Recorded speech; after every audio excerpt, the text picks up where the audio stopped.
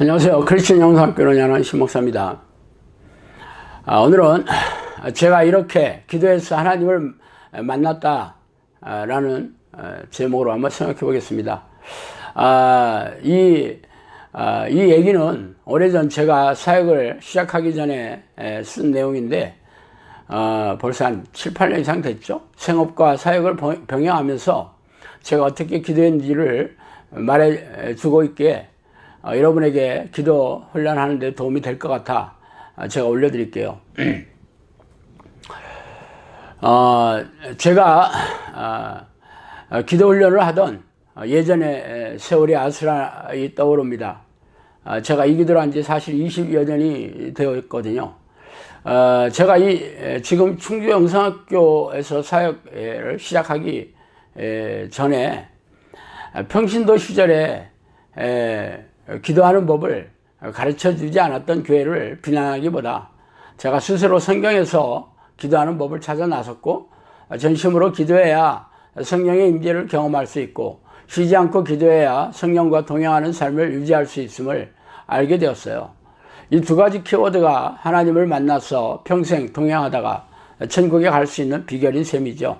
말하자면 성경의 위인들도 이와 같은 기도 방식을 통해 놀라운 영적 능력을 보유했던 것입니다. 제가 운영하는 다음 카페, 크리스천 영상학교 다음 카페에 들어와 기도 훈련에 대한 게시판을 읽어보시면 그 내용을 대략 알게 되게 될 것입니다. 그래서 사람들은 굳은 결심을 하고 이러한 기도를 삶에 적용하기 시작해요. 성령님을 만나기 위한 기도 방식은 그리 어렵지 않아요. 성령님이 내 안에 오실 때까지 주구장창 하나님을 전심으로 부르기만 하면 됩니다. 생각보다 단순하게 짝이 없죠. 그러나 해보면 알겠지만 전심으로 부른다는 게 그리 만만치 않다는 것을 알게 돼요. 자신을 열심히 한다고 생각하지만 그건 자신의 생각일 뿐이죠. 전심으로 기도하는 것은 입에서 단내가 나도록 몸부림치면서 기도하는 것을 말합니다. 그런 기도를 한 30분만 해도 몸에 힘이 쭉 빠지죠. 1시간 정도 한다면 피곤해서 잠시 쉬어야 할 정도입니다.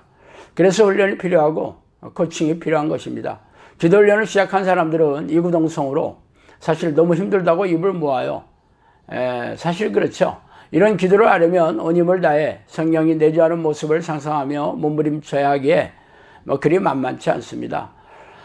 저 역시 성령을 만날 때까지 적지 않은 기간이 필요했고 기도 습관을 들이는데 무려 3년 이상이 필요했어요. 습관을 들이는 이유는 성령이 오셨더라도 이틀만 기도하지 않으면 사라지는 분위기 때문입니다. 은혜로 성령 체험을 한 사람들이 이 상태를 유지하지 못하는 이유예요. 선물로 성령을 받은 사람들은 기도 습관이 되어 있지 않아 잃어버리게 되는 것은 시간 문제죠. 성령을 빨리 받는 것보다 오래 걸리더라도 기도 습관을 들이는 게 더 중요한 이유입니다. 그래서 성령이 오셨을 때 평생 그분을 잃어버리지 않고 동의하며 살 수 있기 때문이죠. 많은 사람들이 성령이 내주하는 기도를 하고 싶어 해요. 그러나 기도할 시간이 없다고 하는 사람이 적지 않죠. 새벽에 일어나기 무섭게 출근해야 하고 정신없이 하루 온종일 보내다가 파김치가 되어 퇴근하여 집에 오면 저녁 먹기 무섭게 졸음이 쏟아져 TV 앞에서 꾸벅꾸벅 졸다가 침대로 가야 하는데 어떻게 기도하느냐는 것이죠.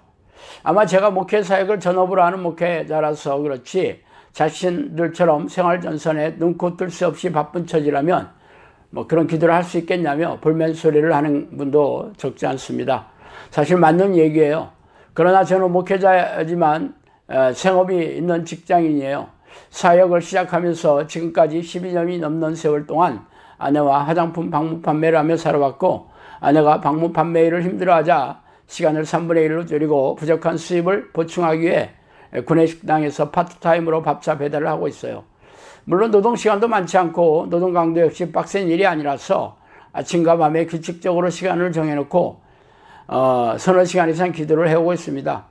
그러나 최근 사역이 바빠지자 그 시간들조차 내기 힘들어지고 있어요. 그러나 저는 기도하는 비장의 무기가 있습니다. 하루 종일 기도하는 습관을 들였던 것이죠. 아침에 출근하면서 자동차 안에서 전심으로 하나님의 이름을 부르거나 할렐루야로 찬양하면서 기도하고 운전합니다. 전방을 주시하면서 입으로만 기도하고 있는 것이죠. 파트타임으로 하는 직장이기에 오후 2시가 되면 일은 끝나요. 그러면 퇴근하면서 동일한 방식으로 기도하며 운전을 해서 돌아옵니다. 출퇴근 시간에 기도하는 것만 최소한 40분 될 것이에요. 그리고 구내식당에서도 쓰레기를 버리러 간다든가 캐리어로 차에 음식을 싣고 내리며 운반하는 시간에도 혼자 중얼중얼 기도하거나 하나님을 찬양하곤 합니다. 혼자 있는 시간에도 예외 없이 기도하거나 찬양하죠. 하나님이 가장 기뻐하시는 기도는 간구가 아니라 그분의 이름을 부르는 것과 그분의 이름을 찬양하는 것입니다. 성경에서 믿음이 없이는 기쁘시게 못하나니 자기를 찾는 자들에게 상 주시는 이심을 믿어야 할 것이라고 하지 않았어요? 하나님은 언제 어디서나 자기 이름을 부르며 찾는 자들을 가장 기뻐하십니다. 그리고 입만 열면 할렐루야를 연신 반복하며 하나님을 찬양하는 것 역시 아주 기뻐하는 기도죠. 주기도문에서도 하늘에 계신 우리 아버지여 라고 하나님을 부르거나 이름을 거룩히 여김을 받으시옵소서 하고 하나님의 이름을 찬양하지 않습니까? 이런 기도는 방해받지 않은 장소에서 정해진 기도 시간이 아니더라도 일상의 삶에서도 얼마든지 할 수 있는 기도가 아닙니까? 그리고 그런 기도를 가장 기뻐하신다고 하지 않았어요?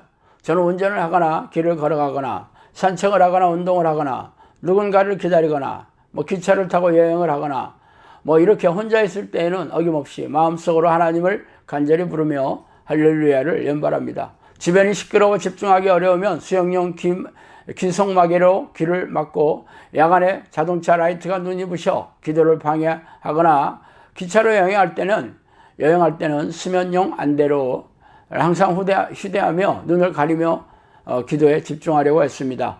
쉬지 말고 기도하라는 뜻은 틈만 나면 기도하고 기회만 나면 기도하라는 것을 말하죠. 제가 3년여의 훈련 기간 동안 기도 습관을 들이자 기도하는 기계가 되어버렸어요. 많은 사람들이 직장에 다니기 때문에 기도할 시간이 없다고 합니다. 물론 교회에서의 새벽 기도회나 저녁 기도에 출석하기는 어려울 것입니다. 저는 아침에서 집에서 기도하고 밤에는 제가 교회로 삼고 있는 원룸에서 기도하다가 자정이 가까우면 제 어머니와 같이 살고 있는 아파트로 돌아가요. 그리고 낮에는 언제나 언제 어디서나 틈만 나면 기도하려고 했습니다. 많은 사람들이 돈을 벌고 돈을 쓰는데 자신이 가진 대부분의 시간을 사용하죠. 그리고는 기도할 시간이 없다고 합니다. 그러나 솔직하게 말하자면 기도할 시간이 없는 게 아니라 기도 습관을 들이지 못했기 때문에 기도하지 못하는 것이죠. 저는 돈을 벌어도 기도하는 시간을 제외하고 나머지 시간에 돈을 법니다. 그래서 많은 돈을 벌지 못할지라도 기도할 시간은 낼 수 있어요.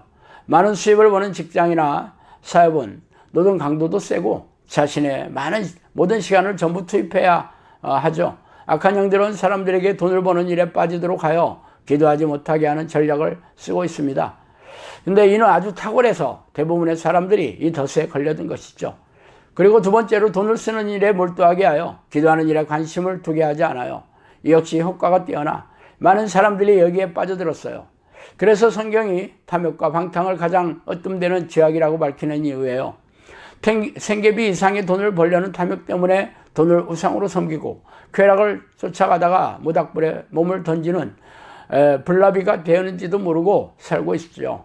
삶을 기도로 채운다는 결연한 결심을 하지 않는다면 하나님을 만날 수도 없고 설령 만났다고 하더라도 동의하는 삶을 유지하지 못합니다.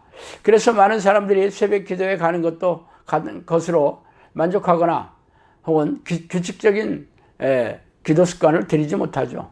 솔직히 말해서 쉬지 않고 기도하는 습관을 들이지 못했다면 성령으로 다시 태어난 삶을 살 수가 없을 것이고 성령으로 다시 태어나지 않았다면 천국은 언감생심일 것입니다. 말하자면 삶을 기도로 채우지 않는다면 천국은 자신의 몫이 아니라는 거죠.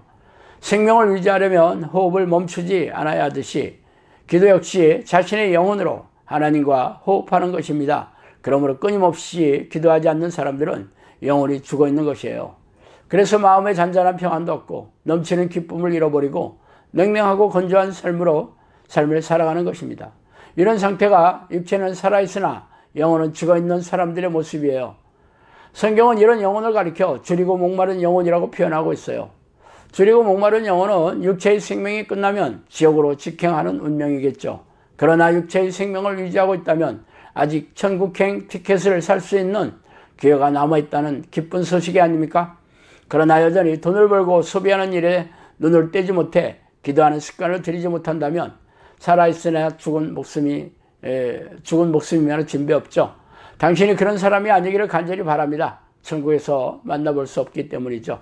자, 오늘은 여기까지 하겠습니다. 감사합니다.